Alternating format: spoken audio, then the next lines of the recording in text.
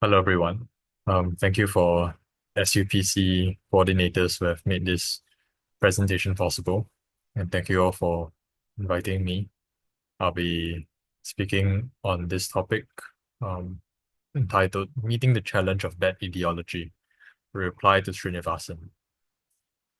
So this presentation will involve an analysis of this famous paper called Radical Externalism. And I'll be giving a case against that to show why the argument doesn't work and why um, excess internalism still has lots to say in favor of it. The presentation will cover these four sections. First, I will explain some background about the nature of the locus of epistemic justification, the debate between epistemic internalism and externalism. Second, I'll be elaborating on Srinivasan's challenge of bad ideology, which is an attack on internalism. Third, I will present my case against the challenge and how a defender of internalism can meet it.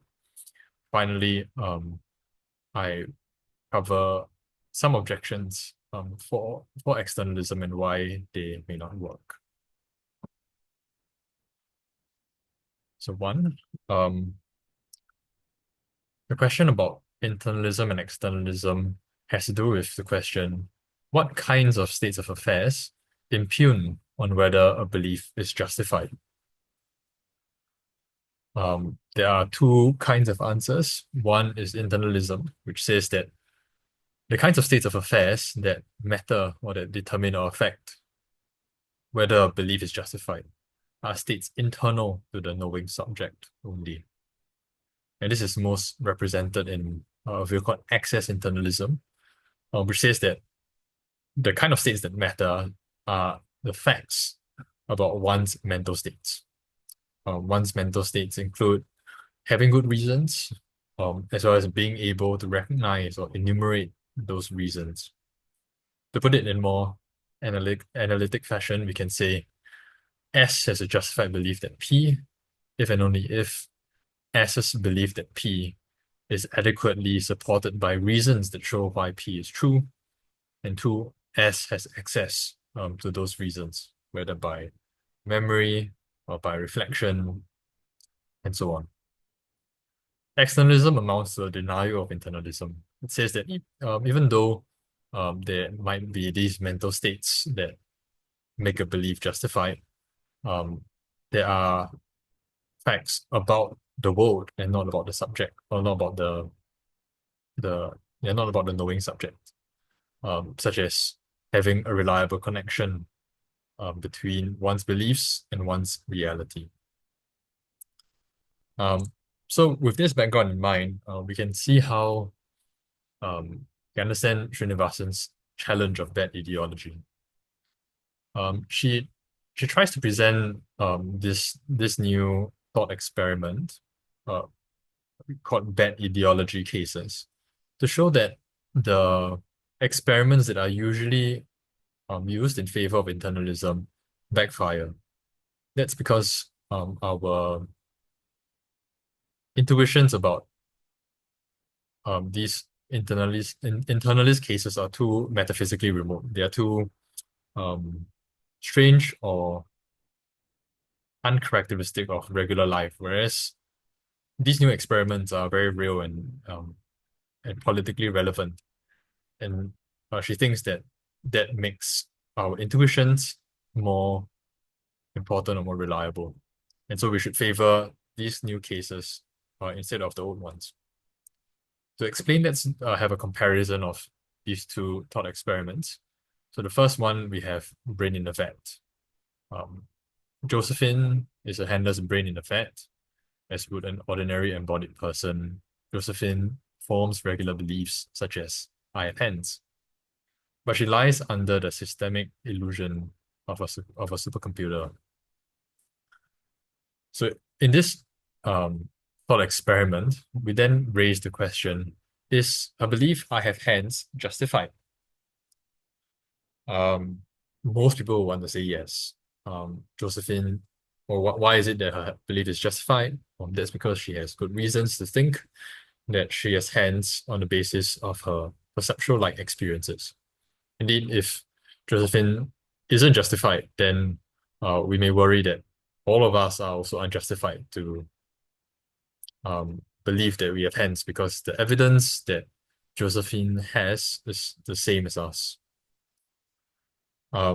So this sort of experiment seems to point in favor of the fact that as long as one has the right mental states, that is, as long as one has the right kinds of evidence, entertains the right evidence, and evidence is used to support that belief, one knows why that is the case, then one is justified. But now Srinivasan wants us to consider this new kind of experiment. She calls one of them domestic violence.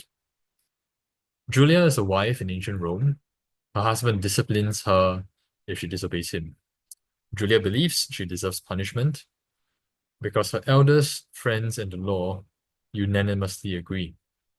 Julia reflects on this testimonial evidence and concludes that given the natural social roles of men and women, it is right for husbands to beat their disobedient wives.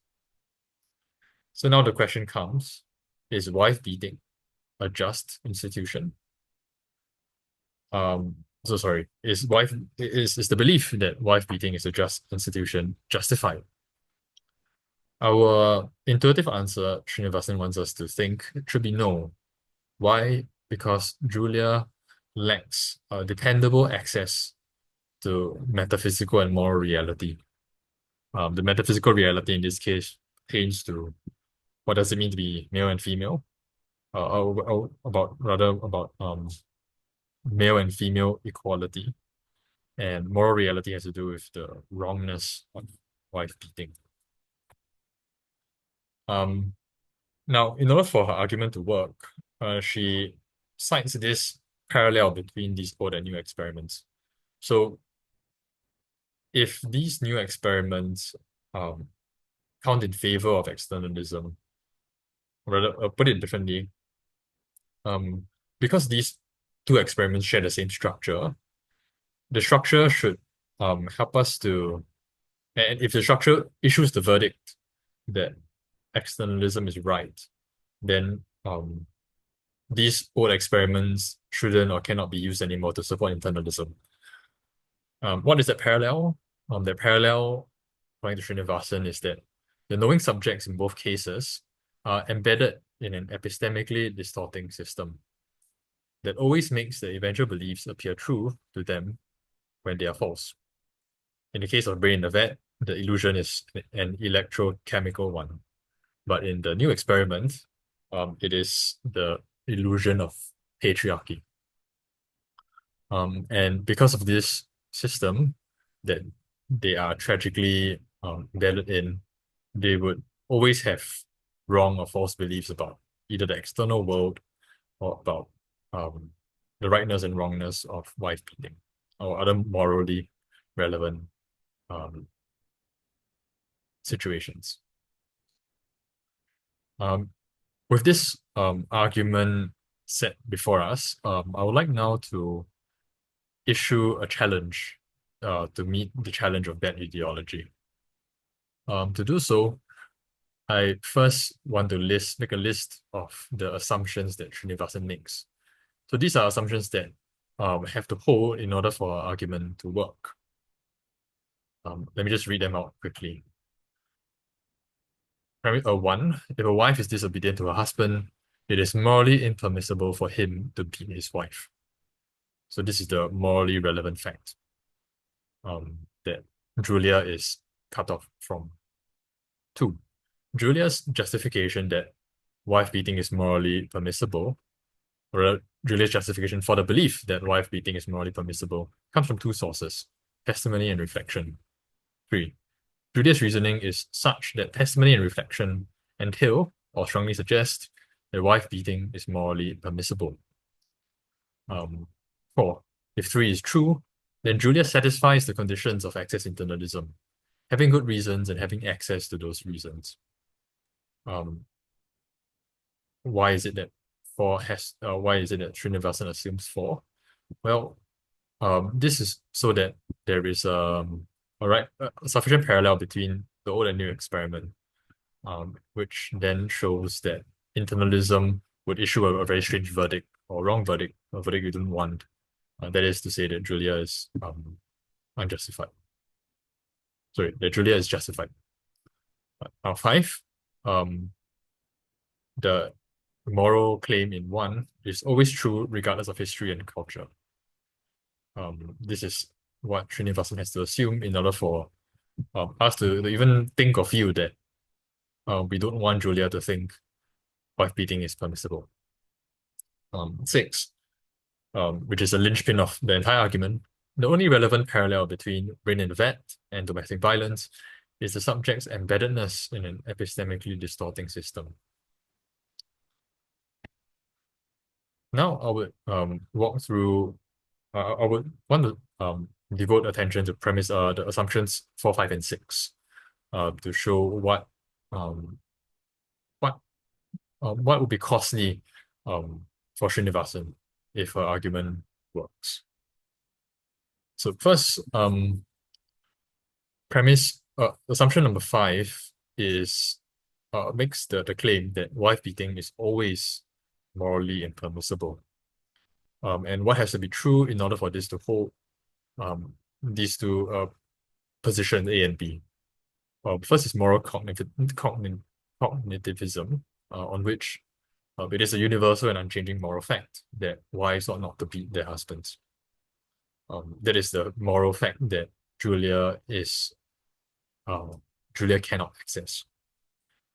Second, a kind of egalitarianism, that husband and wives have no grounds to claim authority over one another. But there are two potential worries to these assumptions, A and B, namely,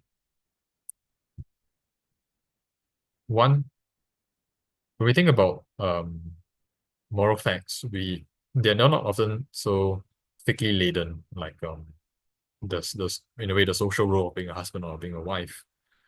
And it's a little strange to consider how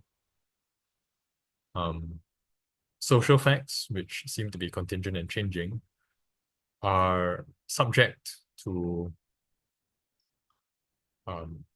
change. Sorry, put it again, put it in other words.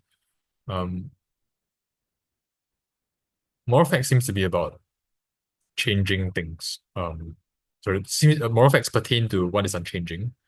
But facts about social roles seems to be changing. So how can they actually fit together? Second, this view about the roles of husband and wife have seem to be socially relative.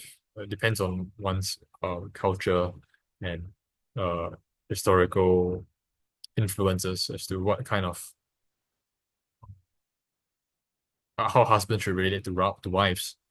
And so is it right for Srinivasan to expect that peoples of different cultures and times share the same view about husband-wife relations?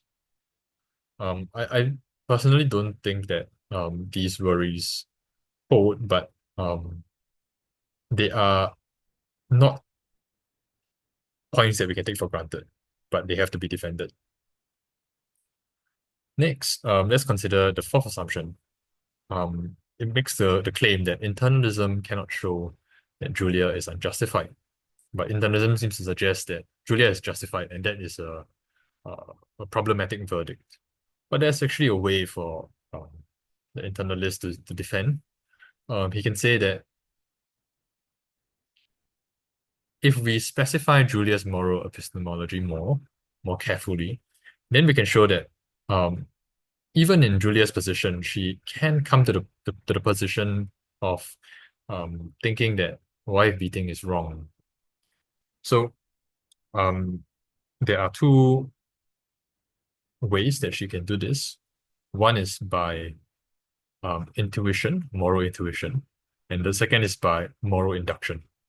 Roughly, they correspond to Kantian and consequentialist ways of reasoning. So um, this is how we can spell out. Intuition and induction at least suggest that wife beating is morally impermissible. A crucial presupposition of premise one or assumption one here is that the husband's sorry a crucial presupposition that wife beating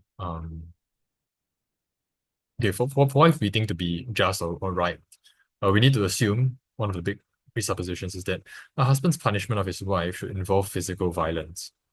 But this presupposition is objectionable on a priori grounds.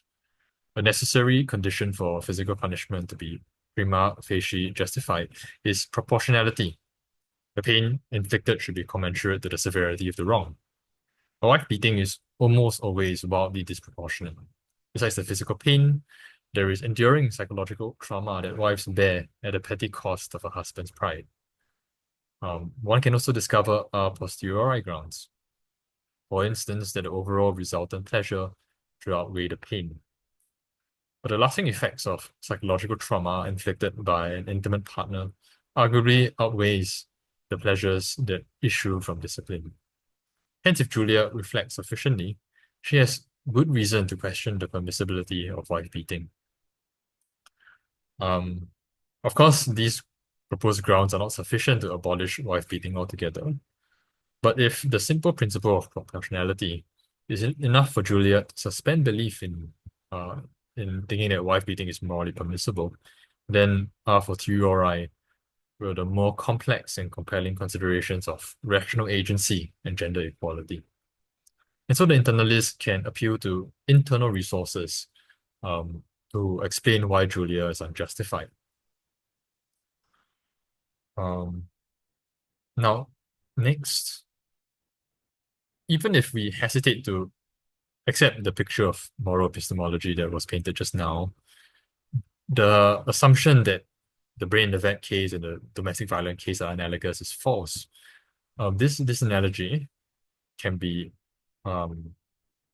shown by looking at how Josephine's beliefs are not defeasible, whilst Julia's are. No amount of introspection and induction will ever penetrate Josephine's electrochemical illusion, and so her beliefs will never be defeated by new evidence. But Julia, on the other hand, can come to realize that her moral beliefs are false through exercising and habitualizing character traits like open-mindedness. Such traits are interior to the subject because they denote dispositions, often self-consciously practiced, that enable one to attain epistemic goods like truth. And so, if Julia questioned her beliefs more, if she considered alternatives, she is likelier to discover defeaters for wife beating and revise her belief.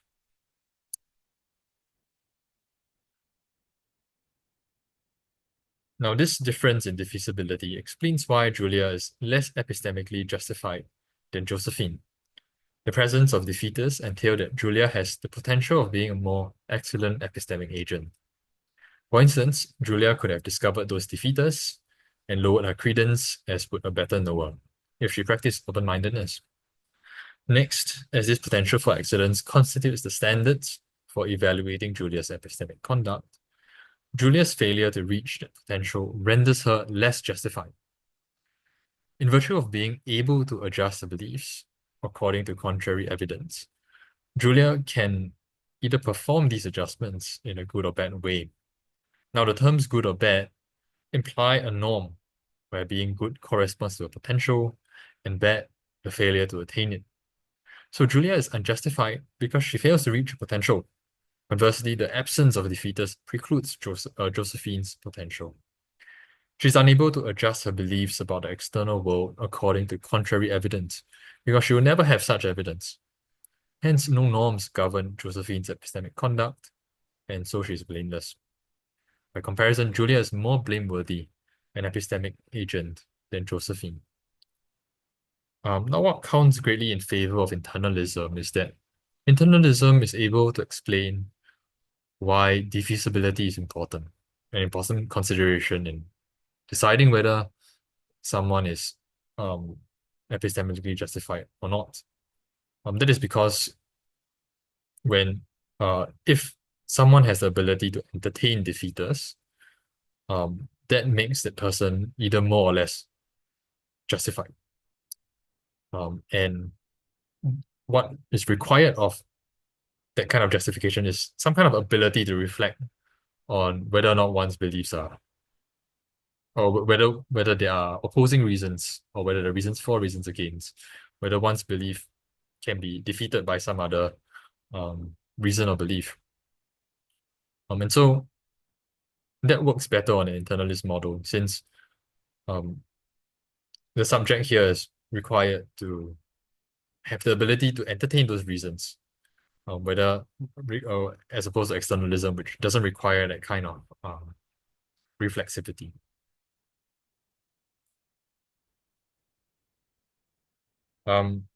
So now that I've presented the argument for internalism, we'd like to consider some objections that this argument may face.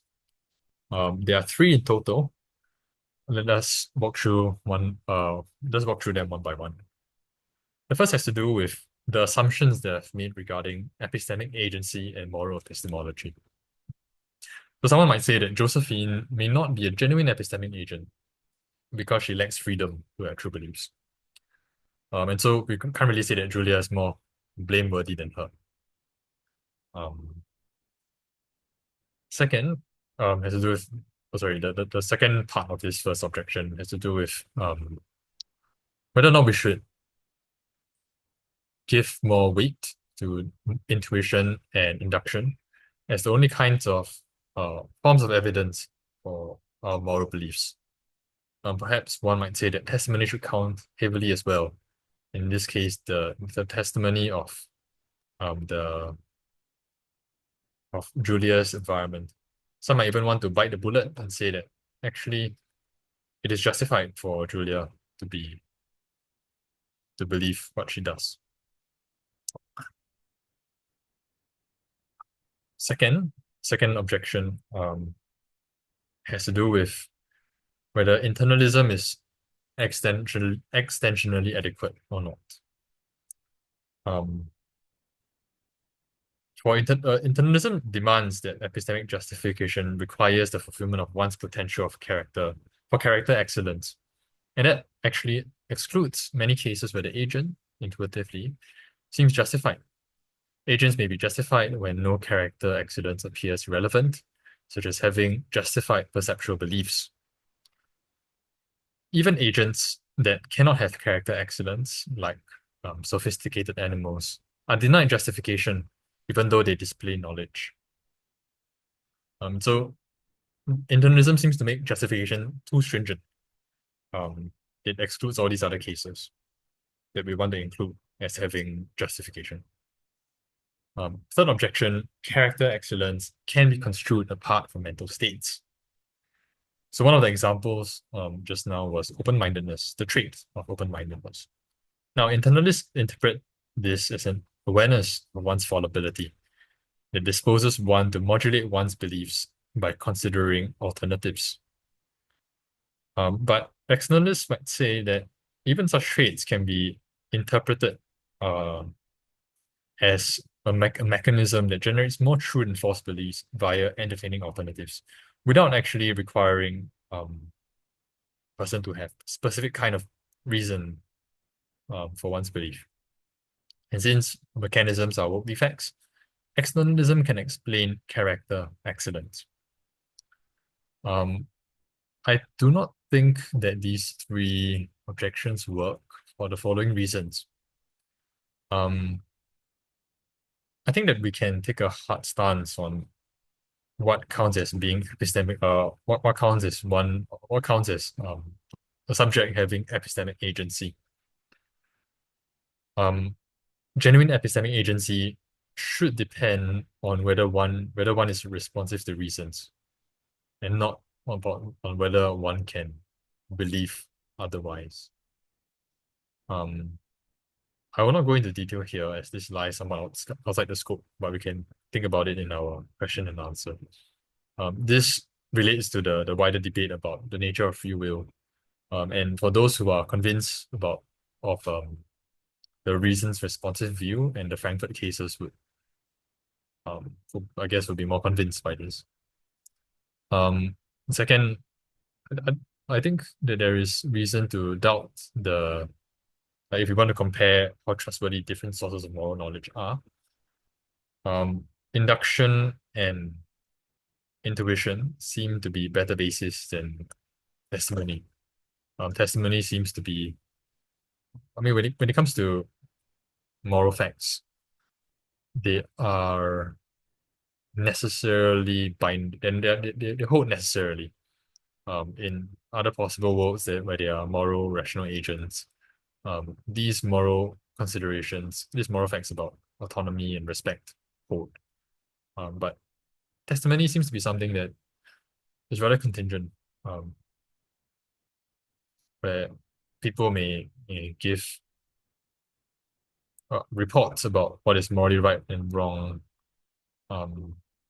in a way that is very much constrained by one's culture and social practices, which are much more subject to change, and hence not it is not as strong as intuition and induction, because those are much more rigorous. They aim at some kind of to get at necessary moral truths as compared to the testimony. Second reply, internalism, against the reply that internalism is extensionally inadequate. Well, I think that we can here distinguish between two kinds of epistemic justification: voluntary and involuntary beliefs. Now, voluntary beliefs are beliefs that we can choose whether or not to believe. Involuntary beliefs are those that we find it difficult to decide whether or not to believe. And one way of responding to this objection is to say that internalism applies only to voluntary beliefs. So perceptual beliefs are arguably not less voluntary. I can't really decide not to believe that the cup is in front of me. Whereas when in terms of moral facts, trying to grasp moral reality, which can be difficult at times, especially with the kind of epistemically distorting systems that one may be in. Deciding whether or not to believe, the more voluntary aspect comes into play, because one might have to resist the belief that most people in one's culture think. Yeah, and internalism, which has to do with which involves a lot of deliberation, thinking about reasons, would explain why voluntary beliefs are justified in a way that externalism might find difficult. And we can say that involuntary beliefs shouldn't really fall under the purview of epistemic justification, but maybe something else, some other normative term like warrant. Finally, for the last objection, insofar as doxastic voluntariness consists in having certain mental states, character accidents cannot be construed apart from mental states. A belief is voluntary, just in case one can control whether or not to hold that belief. One exercises his control for better if his reasoning process, that is, weighing evidence and drawing inferences, is governed by excellences or norms, like being open-minded. As ratiocination or thinking is a conscious activity, applying these norms needs to be consciously performed. The burden of proof then lies on the externalist to show the need to postulate a worldly fact if our immediate mental states are sufficient to explain good reasoning. In other words, even if we grant that character excellence can be construed in terms of not in terms of mental states, the externalist is still hard pressed to find a way of explaining this without appealing to some kind of having good reasons or conscious reasoning, which internalists can easily do. Now to conclude, I have argued that excess internalism can withstand the challenge of bad ideology. It does so by two ways. One, by highlighting the disanalogy between the old and new thought experiments. They are different in terms of defeasibility. And what defeasibility opens up to us is this phenomena in epistemic justification that internalism seems to capture better, namely the place of character excellence. Thank you.